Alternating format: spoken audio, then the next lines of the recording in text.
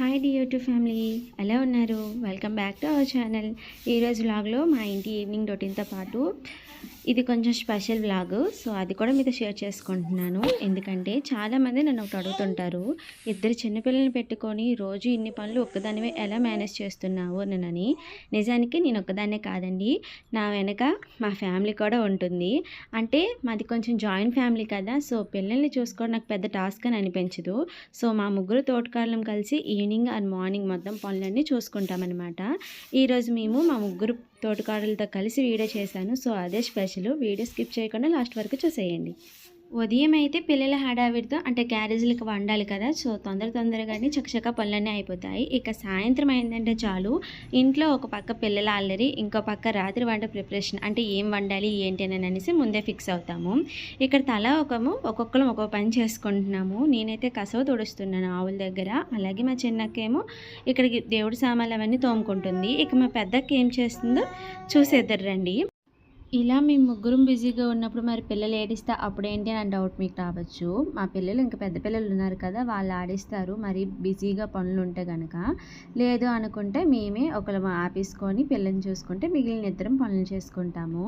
ఇక మా పెద్దక్క ఏం చేస్తుందని చెప్పాను కదా, సో తను నైట్ కోసం కూరగాయలు అయితే కట్ చేస్తుంది. ఈ బీరకాయలు తీసుకునేది ఈ మధ్యన ఇరిగిపోయింది. సో బంగాళదుంప స్లైసెస్ తీసుకోవడానికి ఇది అప్పుడు తీసుకున్నాము. దాంతో ఇలాగా బీరకాయ తొక్క అయితే నేను తీసేస్తున్నాను. మా పెద్దక్క అయితే కోస్తుందనమాట. ఇలా పనులు పంచుకుంటూ చేసుకుంటే కనుక ఉమ్మడి కుటుంబాలు ఎందుకు ఉండవు అసలు చెప్పండి. సో మేమైతే అలానే కలుసుకొని అన్ని పనులు ఒక్కొక్కరు తలా ఒకటి చేయి వేసేసుకుంటూ చేసుకుంటామన్నమాట. ఇక మా తోటికోడలి గురించి చెప్పాలంటే సొంత అక్క చెల్లెల కంటే ఎక్కువ అని అయితే మాత్రం చెప్పను. ఎందుకంటే సొంత అక్క చెల్లెళ్ళే కొట్టుకుంటారు, తిట్టుకుంటారు. అలాంటిది మేము ముగ్గురం వేరు ఊర్ల నుంచి వచ్చాము ఒక ఇంటికి. అలాంటప్పుడు మా ముగ్గురు మధ్యన ఉంటాయి అని అనేసి అయితే చెప్పను. మా మధ్య ఉంటాయి, కాకపోతే ఇప్పుడు వరకు నాకు తెలిసి చిన్నవి తప్ప పెద్దవి అయితే ఏం కాదు. ఎందుకంటే మనకన్నా పెద్దవాళ్ళకి మనం గౌరవం ఇచ్చామంటే ఆటోమేటిక్గా గొడవలు తగ్గిపోతాయి. మా ముగ్గురు మధ్యన అయితే అంటే నేనైతే చిన్న కోడల్ని. సో నాకైతే మా ఇద్దరు అక్కలు ఒకరు ఏదన్నా సరే నేను సైలెంట్ అయిపోతాను. అలాగే మా చిన్నక్కకి నాకు మా పెద్దకి ఏమని చెప్పినప్పుడు కూడా సైలెంట్ అయిపోతామన్నమాట. ఎందుకంటే పనులు చేసేటప్పుడు ఆ మాత్రం అటు ఇటు ఇలా అనుకుంటాము, వాటికే కొంచెం సీరియస్ అయిపోతే ఇంకా గొడవ ఎక్కువ అవుతుంది తప్ప తగ్గదు.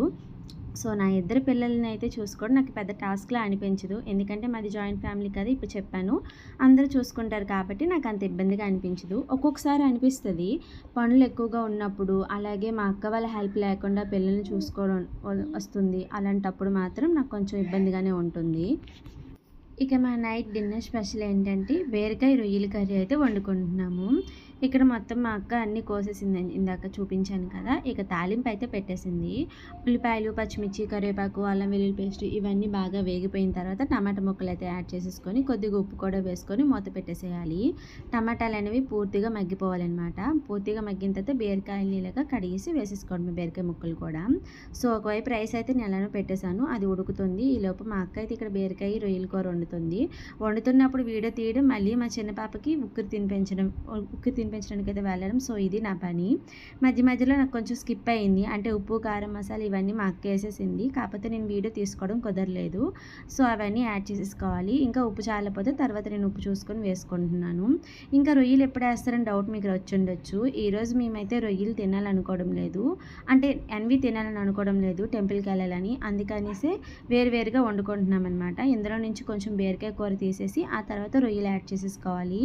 మా ఇంట్లో ఎన్వికి అలాగే నార్మల్ వెజ్కి వేరువేరుగా కలయి అవన్నీ ఉంటాయి. సో అందుకే మళ్ళీ అందులో కలిపకూడదని వేరేగా మళ్ళీ తాలింపు పెట్టేసి అందులో రొయ్యలు వేయించేసి ఆ తర్వాత బీరకాయ కూరని యాడ్ చేసుకోవడమే.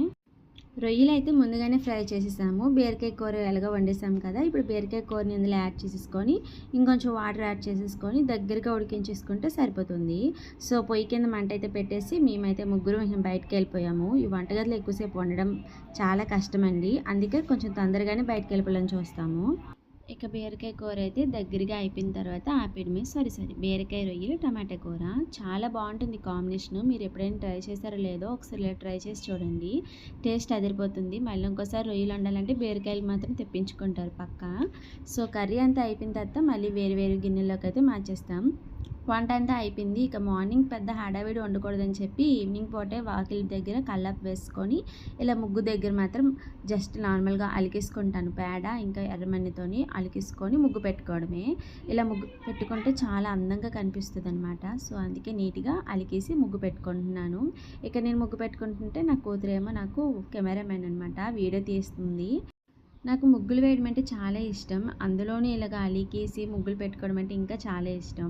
మార్నింగ్ టైంలో కొంచెం కుదరడం లేదు, తొందరగా వేసేయడం అయిపోతుంది. అందుకే ఈవినింగ్ టైంలోనే వేసుకుందామని చెప్పేసి ఈరోజు ఈవినింగ్ ప్లాన్ చేసుకున్నాను. నేను ఇదే 7 చుక్కలు పెట్టేసి పద్మం మధ్యలో వేసి ఎన్ని వెరైటీసో వేద్దామని అనుకుంటాను. ఎందుకంటే నాకు ముగ్గులు కొంచెం కొత్తగా ట్రై చేయడం కూడా ఇష్టమేనమాట. అలా ట్రై చేస్తున్నప్పుడు బాగా వస్తే పర్వాలేదు, లేదనుకుంటేనే ఆ ముగ్గు మళ్ళీ ఇంకేదో అయిపోతుంది. ఫైనల్లీ నేను ఇక్కడ కొత్తగా ట్రై చేసినప్పటికీ అంత ఫ్లాప్ అవ్వలేదు, చాలా బాగా వచ్చింది. మీరు లాస్ట్ వరకు చూసి వీడియో ముగ్గు ఎలా ఉందో మాత్రం నాకు కామెంట్ చేయడం మాత్రం మర్చిపోవద్దు. సో ముగ్గు అంతా ఫినిష్ అయిపోయిన తర్వాత ఇలా సైడ్ బార్డర్ దగ్గర 4 డిజైన్స్ అయితే వేసేసుకుంటున్నాను. అంటే ముగ్గు మధ్యలో ఉంచి చుట్టూ డిజైన్స్ అయితే వేసుకోవాలంట మా అక్క చెప్పింది. సో అప్పటి నుంచి నేను ఇదైతే ఫాలో అయిపోతున్నాను. 4 వైపులా ఒక్కొక్కసారి డిజైన్, లేదంటే 6 వైపుల డిజైన్స్ లాగా కూడా వేస్తూ ఉంటాను అనమాట. ఇలా ముగ్గు అంతా కంప్లీట్ అయిపోయిన తర్వాత చూస్తుంటే ఎంత బాగా అనిపించిందో నాకైతే కనుక. సో ఈవినింగ్ రొటీన్ అంటే ఇదేనండి. మా ముగ్గురం ఎలా కలిసి చేసుకుంటాం పనులు, అలాగే ఎలా అయితే సర్దుకుంటామో అవన్నీ మీతో షేర్ చేసుకోవాలనిపించి ఈ వీడియో తీశాను. ఇక పొయ్యి క్లీనింగ్ విషయం వస్తే కనుక మీరు ముందు నుంచి నా వీడియోస్ చూస్తున్నట్లయితే బాగా మీకు తెలుసు. నేను స్పెషల్ డేస్ అంటే కొన్ని డేస్ మాత్రం ఇలా పసుపుతో అలికి ముగ్గు పెట్టుకుంటాను, నార్మల్ డేస్లో చాక్ పీస్తో ముగ్గు వేసేసుకుంటాను అనేసి. ముందు నుంచి మన ఛానల్ ఎవరైతే చూస్తున్నారో వాళ్ళకి ఇదంతా తెలిసే ఉంటుంది. సో పొయ్యి దగ్గర మొత్తం క్లీనింగ్ అయిపోయింది, ముగ్గు పెట్టడం కూడా అయిపోయింది. మీకు ఈ వీడియో నచ్చిందని అనుకుంటున్నాను. నచ్చితే మాత్రం వీడియోకి ఒక లైక్ ఇచ్చేసి మన ఛానల్ని సబ్స్క్రైబ్ చేసుకోండి.